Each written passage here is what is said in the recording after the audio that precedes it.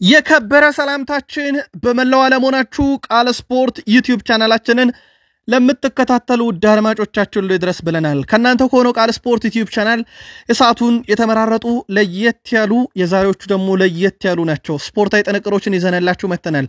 እስከ ፕሮግራማችን ፍጻሜ ከቆያችሁ እንደ ሁሉ ጊዜው ተከታተላላችሁ። ላይክ፣ ሰብስክራይብ፣ ሼር ማድረግ እንዳይረሳም 100,000 ሰብስክራይበር በቅርቡ እንገባለን ተብሎ ይጠበቃል።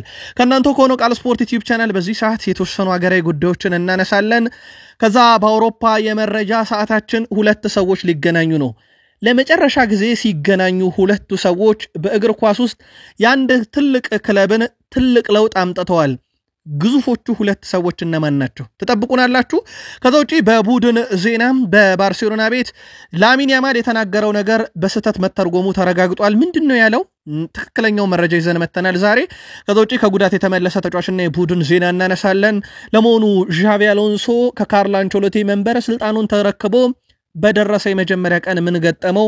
የፋብሪዞ ሮማኖን ዘገባ ይዘናል። በቡድን ዜናም በርከት ያሉ መረጃዎችን ካነሳን በኋላ ዛሬ ክርስቲያኖ ሮናልዶንም ሊዮኔል አንድሬስ ሜሲንም የተመለከቱ ትልልቅ ዜናዎችን ይዘናል። አብራችሁን ቆዩ።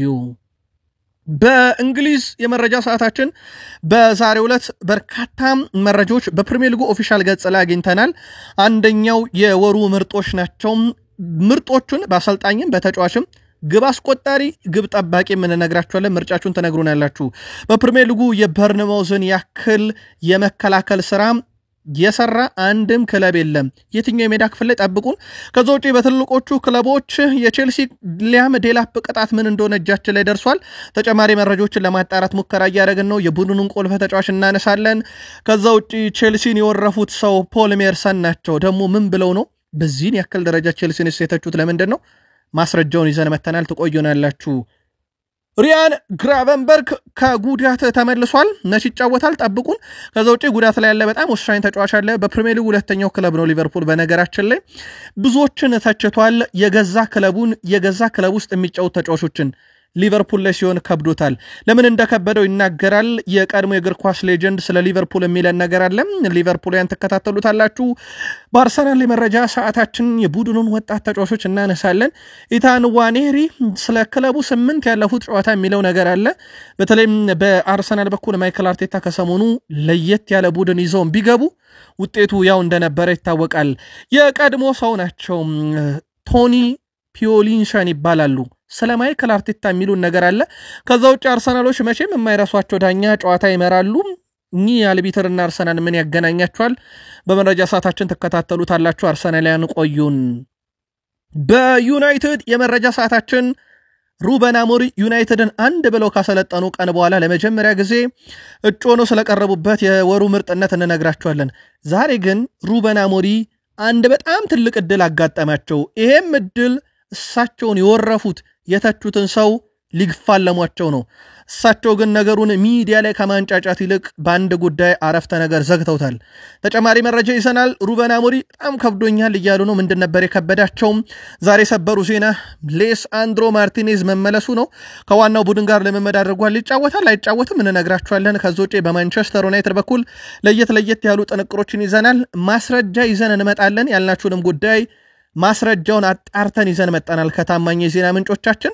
እንደ ሁልጊዜው ከኛ ጋር ከቆያችሁ እነኝና ሌሎች የተመራረጡ ርዕሰ ጉዳዮችን የምናደርሳችሁ ይሆናል። ቃል ስፖርት ዩቲዩብ ቻናላችን ለ100,000 ሰብስክራይበር እየተንደረደርን ነው። ሰብስክራይብ ካረጋችሁ ለወዳጅ ዘመድ ደግሞ ሼር ማድረግ እንዳይረሳም። ቃል ስፖርት ዩቲዩብ ቻናል እኔ ቃል ነኝ። እናንተስ? አብራችሁን ቆዩ። የኢትዮጵያ ፕሪሚየር ሊግ መርሃ ግብር ድሬዳዋ ከተማ ከመቀለ ሰባ እንደርታ ያደረጉትን ጨዋታ ድሬዳዋ ከተማዎች 2-1 በሆነ ውጤት ድል አድርገዋል። ግብ በማስቆጠር ረገድ መቀለ ሰባ እንደርታ ቀዳሚ ነበሩ። አሰጋኸኝ ጴጥሮስ በ31ኛው ደቂቃ ላይ መሪ አድርጎ ነበረ መቀለ ሰባ እንደርታን። በኋላም ላይ ግን ከረፍት በኋላ ድሬዳዋ ከተማ መሐመድ ናስር 49ኛው ደቂቃ ላይ፣ አቤል አሰበ 93ኛው ደቂቃ ላይ ሁለት ግቦችን አስቆጥረው 2-1 በሆነ ውጤት ድሬዳዋ ከተማ ከመመሪያ ተነስቶ ጨዋታውን ድል ማድረግ ችሏል። ቀደም ብሎ ነበረ አንድ ጨዋታ አዳማ ከተማ ከሃዲያ ሆሳዕና ያደረጉት ጨዋታ ውድ ቤተሰቦቻችን ያለምንም ግብ 0-0 በሆነ አቻ ውጤት መጠናቀቅ ችሏል። የኢትዮጵያ ፕሪሚየር ሊግ እንዳጠቃላይ ሲደረጉ የነበሩ መርሃ ግብሮች ሁሉም ተጠናቀዋል ውድ ቤተሰቦቻችን። በዚህ ሳምንት አንድ ጨዋታ ብቻ የተሰረዘ አለ። እሱም ኢትዮጵያ መድን ከሸገር ከተማ ያደረጉት ጨዋታ ነበረ። ይሄ ጨዋታ ተሰርዟል ለሌላ ጊዜ። ስለዚህ በኢትዮጵያ ፕሪሚየር ሊግ ሁለት ጨዋታዎች ቀሪዎቹ ተደርጓል። የሶስተኛ ሳምንት መርሃ ግብር በዚህ መልኩ ተጠናቋል። በቀጣይ መረጃ ሰዓታችን ቀሪ መርሃ ግብሮችን በቀጣይ የሚደረጉ የአራተኛው መርሃ ግብሮችን የምናደርሳችሁ ይሆናል። በባህር ማዶ የመረጃ ሰዓታችን ሁለቱን ሰዎች እናንሳ። ለመጨረሻ ጊዜ ሲገናኙ ክርስቲያኖ ሮናልዶ እና ፒርስ ሞርጋን ዩናይትድ ቤት መሰረታዊ ለውጥ መጥቶ ክርስቲያኖ ሮናልዶም ክለብ ለውጦ ነበረ። ፖርቱጋል የፊት ወሰር ተጫዋች ክርስቲያኖ ሮናልዶ ቀጣይ ሳምንት ቃለ ምልልስ እንደሚያደርግ ተገልጿል። ክርስቲያኖ ሮናልዶ ቃለ ምልልሱን የሚያደርገው ከታዋቂው እንግሊዛዊ ጋዜጠኛ ፒርስ ሞርጋን ነው።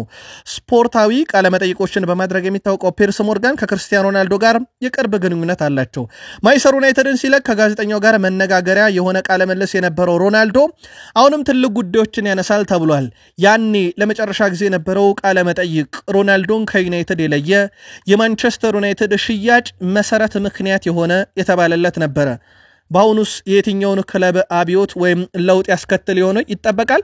በነገራችን ላይ ፒርስ ሞርጋን ቅልጥ ያለ የአርሰናል ደጋፊ፣ ክርስቲያኖ ሮናልዶን ደግሞ የልብ ወዳጅ እንደሆነ ይታወቃል። በባርሴሎና በኩል ከሰሞኑ የኤል ክላሲኮ ጨዋታ በኋላ አንድ የተፈጠረ ሁነት ነበር ውድ ቤተሰቦቻችን። ላሚን ያማልና በሪያል ማድሪድ ተጫዋቾች መካከል የነበረው ጸብ ነው። ቀላል ጸብ አልነበረም። ነገር ግን በጸቡ መካከል ላይ ላሚን ያማል መልበሻ ክፍል እንገናኝ ወይም ውጪ እንገናኝ የሚል ቃል ተናግሯል የሚል ወጥቶ ነበር። አሁን ግን ላሊጋው ኦፊሻሊ ያንን ነገር እንዳልተናገረ ይልቁንስ ላሚን ያማል የተናገረው ነገር በቀጣይ ዙር እንገናኝ ወይም ደግሞ ቀጣይ የመልስ ጨዋታ እንገናኝ የሚል ቃል ነው የተጠቀመው የሚል መረጃ ወጥቷል። የአፍ እንቅስቃሴ ካነበቡ በኋላ እንገናኝ ያላቸው ቀጣይ ጨዋታ ላይ እንጂ ወደ መልበሻ ክፍል መግቢያው ላይ አይደለም የሚል መረጃ ወጥቷል። ቴር ሽቴገን ከጉዳት ተመልሷል። በዛሬው ዕለት ከዋናው ቡድን ጋር ልምምድ አድርጓል። መጠነኛ ልምምድ ነው፣ በእርግጥ ግን ሳር ላይ ልምምድ አድርጓል። ግብ ጠባቂው በጥር የዝውውር መስኮት ክለቡን ይለቃል ተብሎ ይጠበቃል። በባርሴሎና በኩል ፍላጎታቸው ያ እንደሆነ ይታወቃል። ቀጣይ መደረሻው ምናልባት ቼልሲ፣ ሌሎችም ክለቦች እየተነሱ ነው። በእርግጥ ስሙ ከሰሞኑ ከቼልሲ ጋር ሲያዝ እንደነበረ ይታወቃል። በባርሴሎና በኩል የፔድሪን ጉዳት ነግረናቸዋል። ፋብሪዚዮ ሮማኖ ቢያንስ ቀጣዮቹ ጨዋታዎች ያመልጡታል ብሏል። ኤልቼ፣ ክለብ ብሩጅ፣ ሴልታ ቪጎ፣ አትሌቲኮ ቢልባኦ፣ ቼልሲ፣ አላቬዝ፣ አትሌቲኮ ማድሪድ፣ ሪያል ቤቲስ፣ አይንትራክ ፍራንክፈርት እና ኦሳሱናን የመሳሰሉ ክለቦችን የሚገጥሙበት ቀጣይ ወደ 10 የሚጠጉ ጨዋታዎች በተጫዋቹ በኩል ያመልጡታል የሚል መረጃ ነው ዛሬ ፋብሪዚዮ ሮማኖ ይዞ የወጣው። ቀላል ጉዳት አይደለም። የተጫዋቹ መጎዳት በራሱ ደግሞ ፔድሪ መሆኑ ለባርሴሎና ነገሮችን በጣም ከባድ ያደርጋል። በወቅታዊ ሁኔታ እየተቸገረ የሚገኘው ባርሴሎና የወጥነት ጥያቄ አሁን ደግሞ በጣም ወሳኙን ተጫዋቻቸውን በጉዳት ለረጅም ጊዜ ያጡታል። በአሰልጣኝ ዣቪ አሎንሶ ለሚሰለጥነው ሪያል ማድሪድ የወርሃ ጥቅምት የወሩ ምርጥ ተጫዋች ይፋ አድርገዋል። በዚህ መሰረት ቱርካዊው የመሃል ሜዳ ተጫዋች አርዳ ጉለር የወሩ ምርጥ ተጫዋች በመሆን መመረጥ ችሏል። አርዳ ጉለር በወሩ ባደረጋቸው ጨዋታ አንድ ለግብ የሆነ ኳስ አመቻችቶ አቀብሏል። ባለፉት 2 ወራት ኬሊያን ምባፔ ሪያል ማድሪድ የወሩ ምርጥ ተጫዋች ሽልማትን አሸንፎ ነበረ። ተጫዋቹ ከቅርብ ጊዜ ወዲህ በተለይም ከአሰልጣኝ ዣቪ አሎንሶ መንበረ ስልጣን መውረስ በኋላ ወይም እሳቸውን በካርሎ አንቸሎቲን በእሳቸው ከተተኩ በኋላ ሰፊ ጊዜን እያገኘ የመጫወቻ ጊዜንም እያገኘ ነው። በጣም ወሳኝ ተጫዋች መሆኑንም ግብ ማስቆጠር፣ አሲስት ማድረግ ብቻ ሲሆን ቡድኑ በሚያስፈልገው ቦታ ላይ መገኘት፣ ኳስን መቆጣጠር፣ ለቡድን አጋሮቹ በቂ የተባሉ ኳሶችን በማቀበል እንደዛ ላይ ደግሞ በጣም ታለንትድ የሆነ ተጫዋች ነው። ብዙ ግልጋሎቶችን ሰጥቷል። ለማንኛውም የሪያል ማድሪድ የወሩ ምርጥ ተጫዋች አርዳ ጉለር ሆኗል።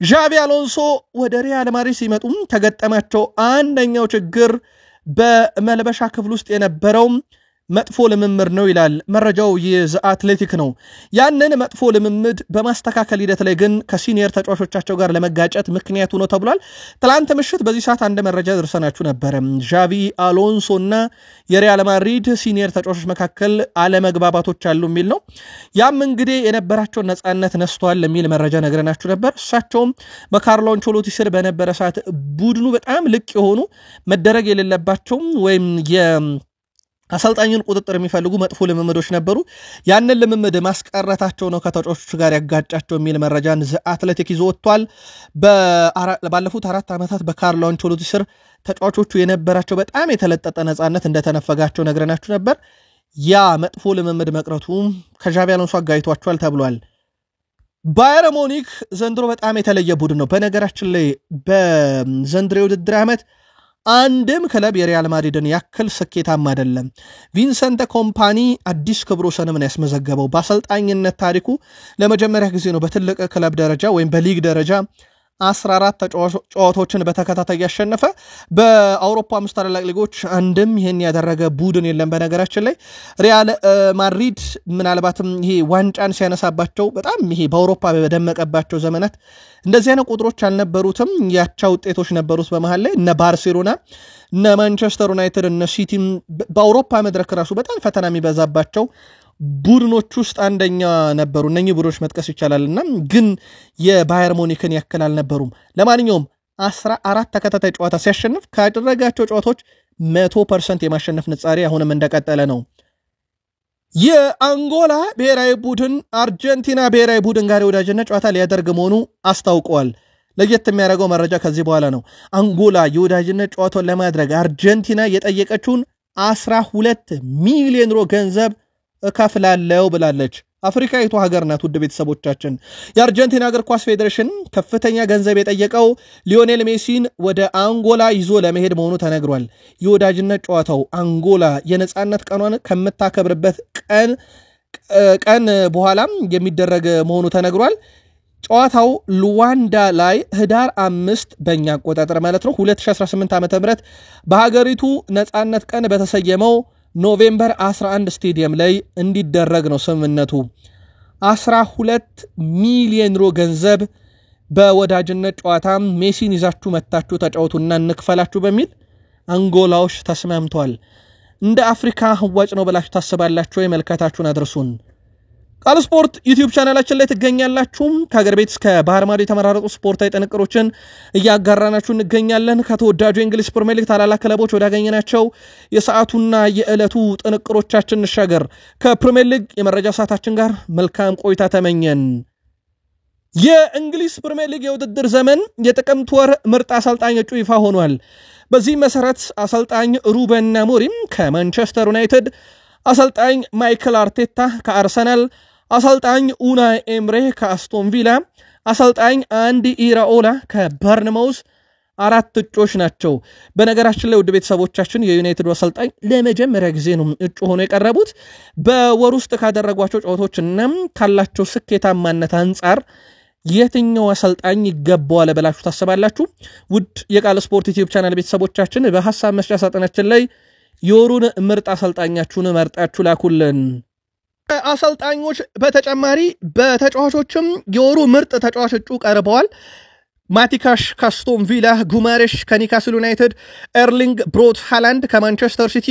ክሩፕ ከበርንማውዝ ብሪያን ምቤሞ ከማንቸስተር ዩናይትድ ሚኬሌ ከሰንደርላንድ ቲያጎ ከብሬንትፎርድ እንደዚሁም ዩሊያን ቲምበር ከአርሰናል እጩ ሆነው የቀረቡ ናቸው ከነኚህ 8 እጩዎችም መርጣችሁ ልትነግሩ ትችላላችሁ ከዛ በዘለለ የእንግሊዝ ፕሪሚየር ሊግ የወራ ኦክቶበር ወይም የወርሃ ጥቅምት ምርጥ ጎል የትኛው ነው ተብላችሁን ተጠይቃችኋል አንቶኒዮ ሲሜዮኔ ፉልሃም ላይ ያስቆጠራት ጀስቲን ክላይቨርት ፉልሃም ላይ ሞይሰስ ካይሴዶ ሊቨርፑል ላይ ያስቆጠራት ግብ ሊያም ቹዋን ሊድስ ላይ ያስቆጠራት ግብ የኒክ ቮልትሜድ ግብ ብራይተን ላይ ያስቆጠራት ቡዋንዲያ ቶትናም ላይ ያስቆጠራት ሳላ ብሬንትፎርድ ላይ ያስቆጠራትና ፍሊሚንግ ወልቭስ ላይ ያስቆጠራትም ግብ በጣም ቆንጆ ነበረች ለማንኛውም ከነኚህ 8 ተጫዋቾች በወሩ ካስቆጠሩት ግብ ምርጡንም መርጣችሁ ልትልኩልን ትችላላችሁ በእንግሊዝ ፕሪሚየር ሊግ የወራ ኦክቶበር ምርጥ ጎል መሆን የሚችልን ኳስ ያዳነ 6 ግብ ጠባቂዎችም ተመርጠዋል። በዚህ መሰረት ሮቢን ሮፊስ፣ ብሩኖ ፈርናንዴዝ በጣም ቄንጥ የበዛባት የምትመስል ግን ደግሞ በጣም ቴክኒካል ኳስ ከሳጥን ላይ መጥቶበት ያወጣት ኳስ ተመርጣለች።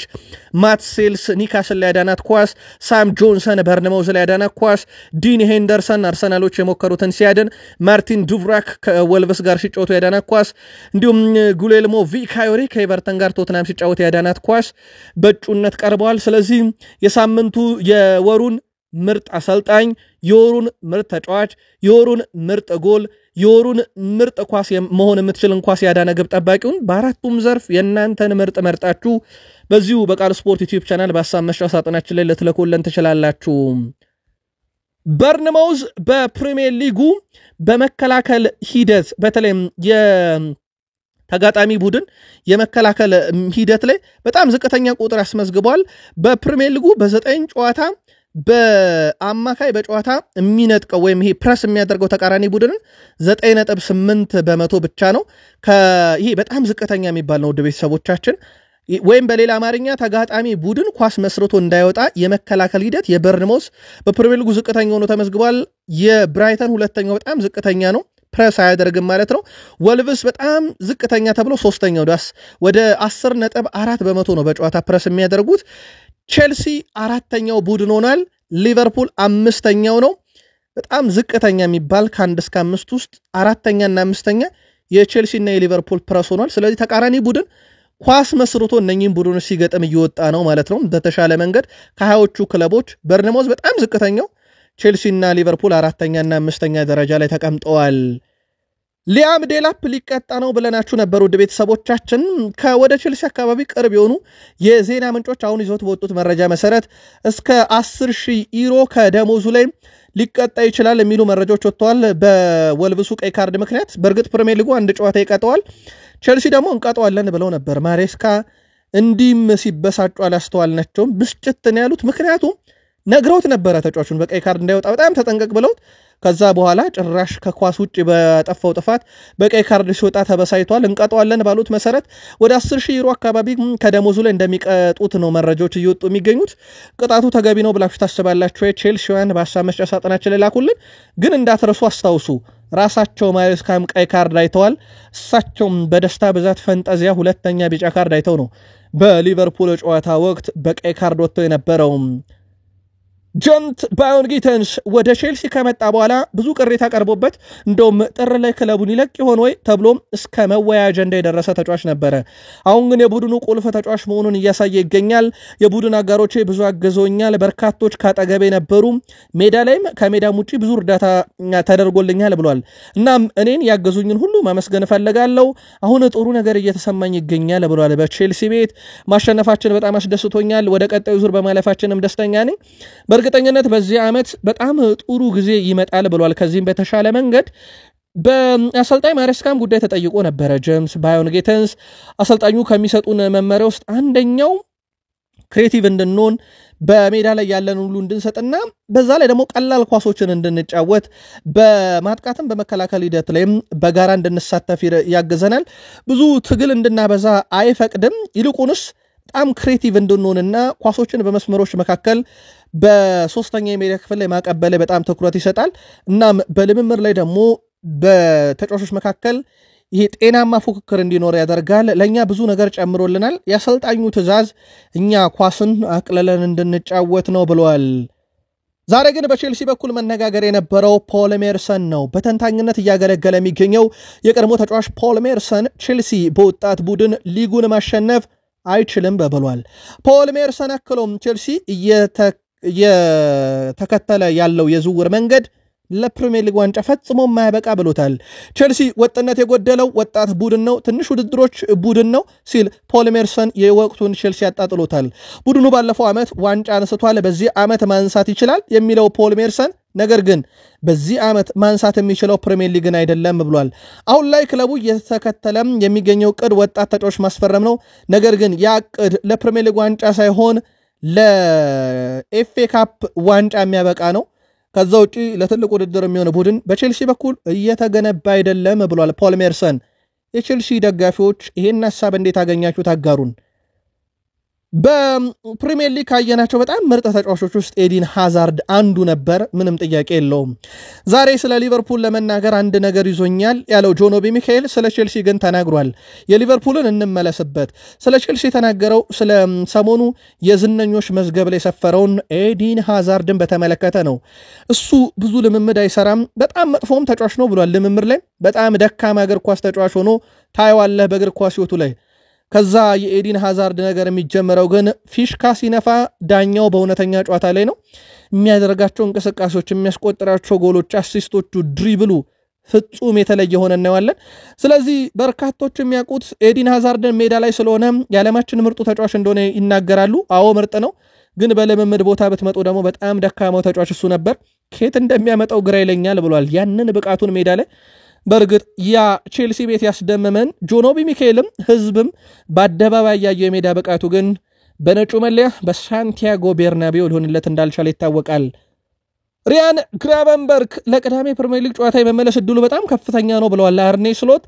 ሌሎች ቀሪ ተጫዋቾች ላይ በእርግጠኝነት መናገር አልችልም፣ በእነኚህ 2 ቀናቶች ግን ግምገማ ይደረጋል ብሏል። በሪያን ግራቨንበርክ በኩል ግን ለጨዋታው የመድረስ እድሉ ሰፊ ነው። ስለዚህ 2ቱን ቀን ማየት አለብን ብሏል። ውድ ቤተሰቦቻችን እንደተለመደው አርብ ምሳ ሰዓት ላይ አርኔ ስሎት በሳምንቱ ተጠባቂ ጨዋታ ዙሪያ ጋዜጣዊ መግለጫ ስለሚሰጡ ይህንን ጉዳይ ተጨማሪ ማረጋገጫ ይሰጡበታል። ከዛ ውጭ ግን ጀረሚ ፍሪፖንግ ግን በደረሰበት ጉዳት ምክንያት በጨዋታው ላይ 100% አይገኝም። ስለዚህ በዛ ቦታ ላይ ብራድሊን አሊያም ደግሞ የዶሚኒክ ሴቦዝ ላይም ተጠቃሚ እንደሆኑ ይታወቃል። እሳቸውም የፈጠራ ችሎታውን ልጠቀም ነው ብለው ግን አሁን ሊቨርፑል ሲሪየስ ችግር ውስጥ ነው ያለውና ምናልባትም በጣም ጥንቅቅ ያለ ቡድን ይዘው ይመጣሉ ተብሎ ይታሰባል። በዚህ ውድድር ዘመን ባለፉት 4 የፕሪሚየር ሊግ ጨዋታ የሊቨርፑል ፈተናው ይብዛበት እንጂ አንድ ትልቅ ቁጥር አለው። ይሄውም ከፓላስ ቀጥሎ በፓላስም በጥቂት ቁጥሮች ነው የሚበለጠው። ፓላስ ወደ 18.3 ግብ ሊሆን የሚችል ሙከራ የሞከረ የፕሪሚየር ሊግ ቀዳሚ ክለብ ነው። ሁለተኛው ክለብ ሊቨርፑል ነው፣ ከቢግ ሲክስም ቀዳሚ ነው። 18.23 ግብ መሆን የሚችሉ ሙከራዎችን ሞክሯል። ያው ይሄን ያህል ግብ አላስቆጠረም በፕሪሚየር ሊጉ። በእርግጥ ይሄ ማለት ብክነት አለ እንደማለት ነው ውድ ቤተሰቦቻችን።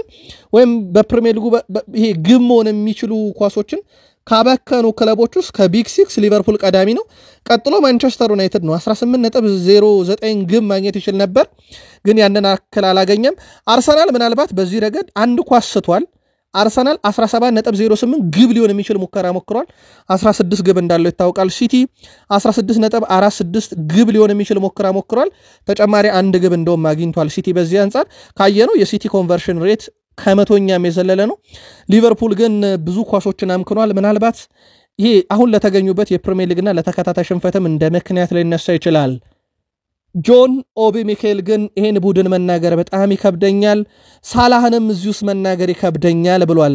ስለ ቀድሞ ክለቡ ቼልሲ ሲናገር የምንሰማው ጆን ኦቢ ሚካኤል ስለ ሊቨርፑል ሲሆን ስለ ሳላ ሲሆን ግን ምን ያዘው ካላችሁ የዲየጎ ጆታ ህልፈተ ህይወት ነው።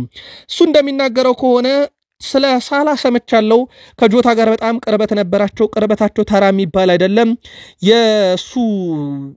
የሱ ጋር የነበራቸው ቅርበትም ቀላል ተብሎ የሚታለፍ አይደለም። እንደ አጠቃላይ በሊቨርፑል ውስጥ ያለውንም መንፈስ ቀይሮታል። የዲየጎ ጆታ ሞት ምናልባት ቀላል ተደርጎ የማይታይ ተጽዕኖ በሊቨርፑል ቤት እየፈጠረ ይገኛል። ለዛም ይህንን ቡድን ለመናገርም ለመውቀስም በጣም ከብዶኛል ብሏል። ሊቨርፑል የሚወቀስ ደረጃ ላይ ቢገኝም እኔ ግን ከበደኝ እያለ ነው ጆን ኦቢ ሚካኤል። ኢታን ዋኔሪ አርሰናል በሁሉም ውድድሮች በተከታታይ 8 ጨዋታ ስለማሸነፉ ተጠይቆ ነበረ። ወደ ፕሪሚየር ሊግ እና ሻምፒዮንስ ሊግ ስንገባ ጥሩ እድገት እንደሚሰማን አውቀን ነበር። አመቱ ሲጀመር እያንዳንዱን ጨዋታ በትኩረት ለመጫወት እየተሞከረ ነው። ያም በአመቱ መጨረሻ ላይ ጥሩ ነገር እንድናመጣ በተለይ በፕሪሚየር ሊግም በአውሮፓ ሻምፒዮንስ ሊግም ያግዘናል ብለዋል።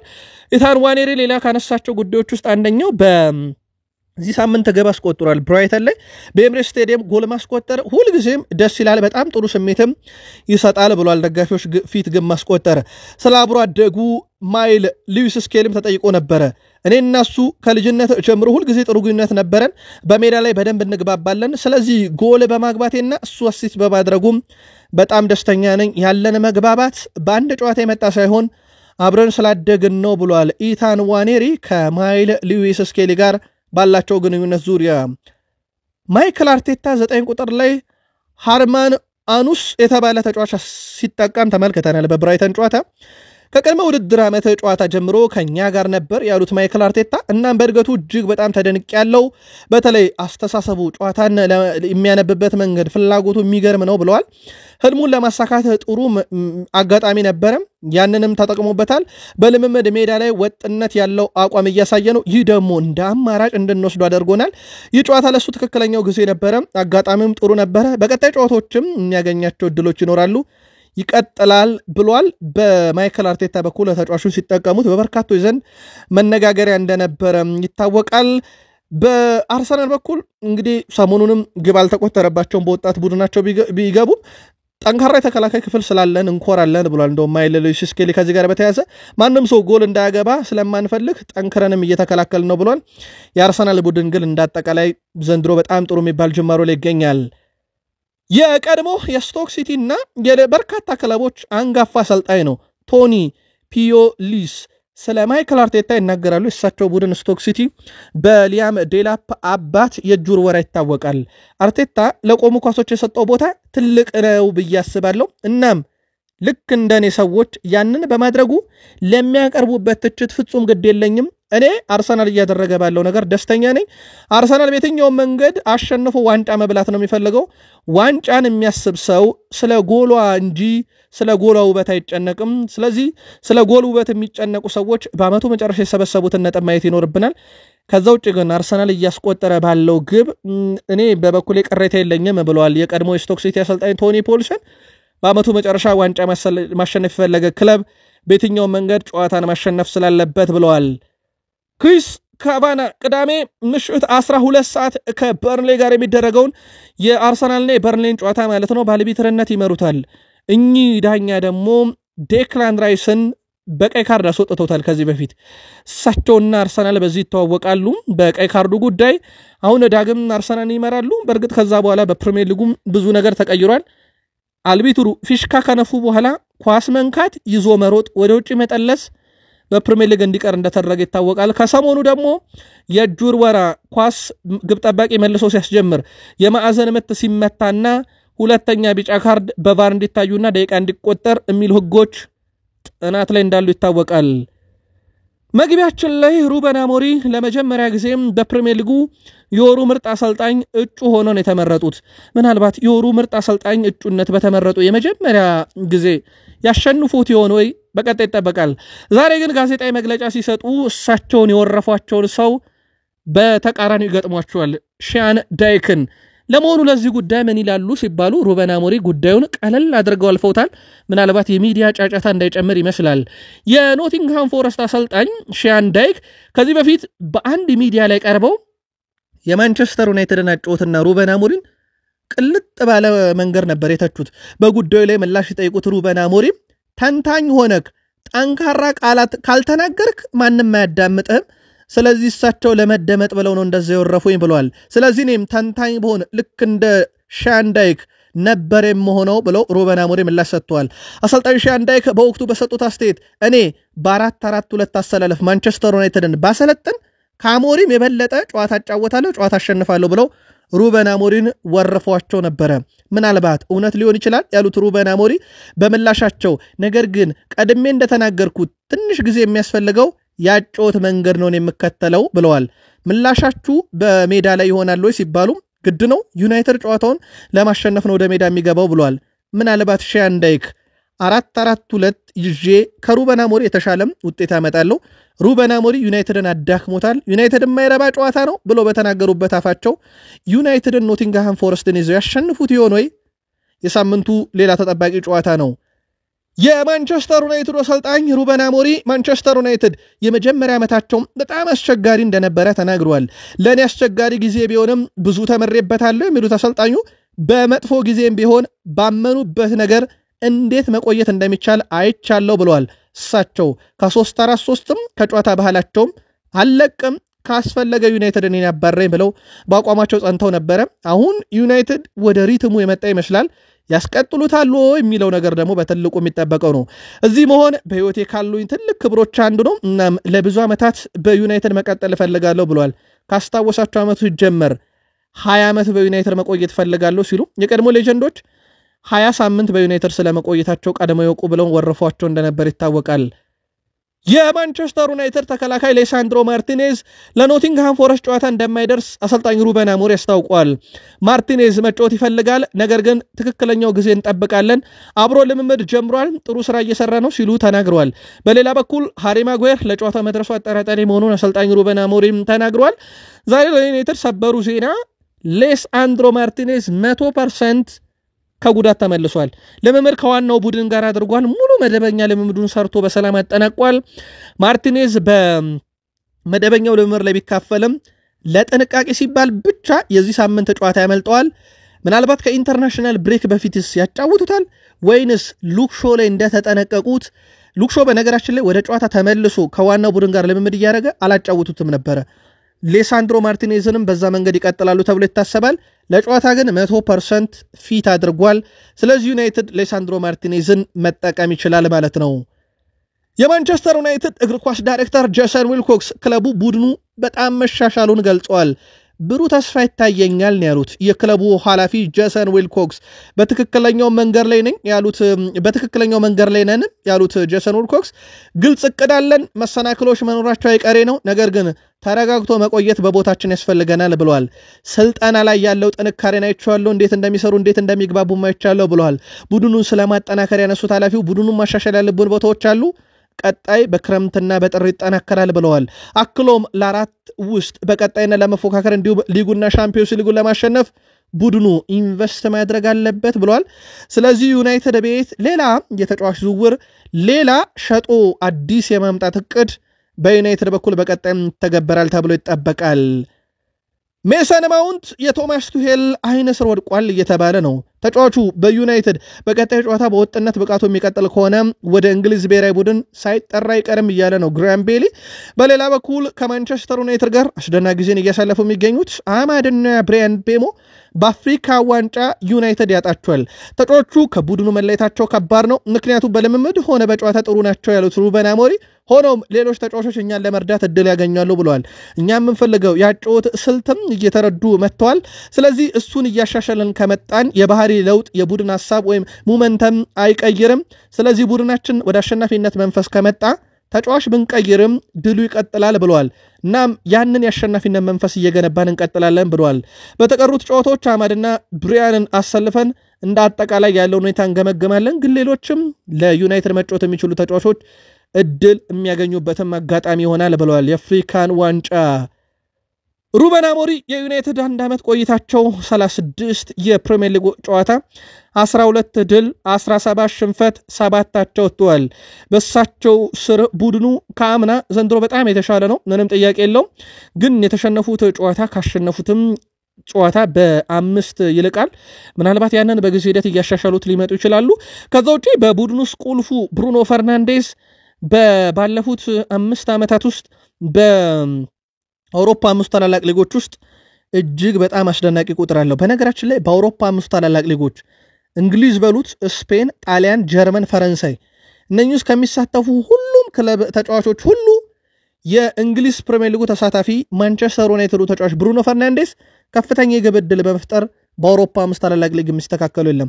562 ደርሷል። ኬቨን ደብሩይነ 432 ሁለተኛ፣ ኪሚክ ከባየር ሙኒክ በ433ኛ፣ ሳላ ከሊቨርፑል በ384ኛ፣ አርኖልድ በ337 አምስተኛ ነው።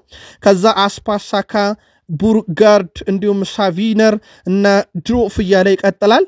ብሩኖ ፈርናንዴስ ከ5ቱም ሊጎች ቀዳሚው ነው። ሉክ ሾ በማህበራዊ ትስስር ገጹ ላይ ያጋራው ነገር አነጋጋሪ ሆኗል። ሉክ ሾ በነገራችን ላይ በማህበራዊ ትስስር ገጹ ላይ ያጋራው የሉክ ሾ ልጅ የማርከስ ራሽፈርድን 14 ቁጥር መለያ በባርሴሎና ለብሶ የራሽፈርድን ደስታ ሲገልጽ የሚያሳይ የልጁን ምስል በማህበራዊ ትስስር ገጹ ላይ ሉክ ሾ አጋርቷል። ራሽፈርድም አመስግኖታል። ሁለቱ ጓደኝነታቸው እንዳለ ነው፣ ግን ከዩናይትድ ወጥቷል ራሽፈርድ። ያንን ማድረጉ አነጋጋሪ ጉዳይ ሆኖ ነበረ። ሌላኛው ማረጋገጫ ይዘን እንመጣለን ያለውን መረጃ አረጋግጠናል ውድ ቤተሰቦቻችን። ይኸውም ስኮልስ ከዚህ በኋላ ሚዲያ ላይ ወጥቶ ዩናይትድ እገሌን ቢያሰልፍ፣ ቼልሲ እገሌን ቢሸጥ፣ ሊቨርፑል እገሌን ቢያመጣ፣ አርሰናል ዋንጫ እንዲያመጣ እያለ ሐሳብ አስተያየት አይሰጥም ማለት ነው። ምክንያቱም ስራውን አቁሟል። 20 ዓመት ልጅ አለኝ፣ ከጤና እክል ጋር በተያያዘ ለሱ ጊዜ መስጠት አለብኝ፣ በዚህ ምክንያት ስራዬን አቁሜያለሁ ብሏል። ቀደም ባለው መረጃችን ነግረናችሁ ማረጋገጫ እናመጣለን ብለን ነበር። አረጋግጠናል።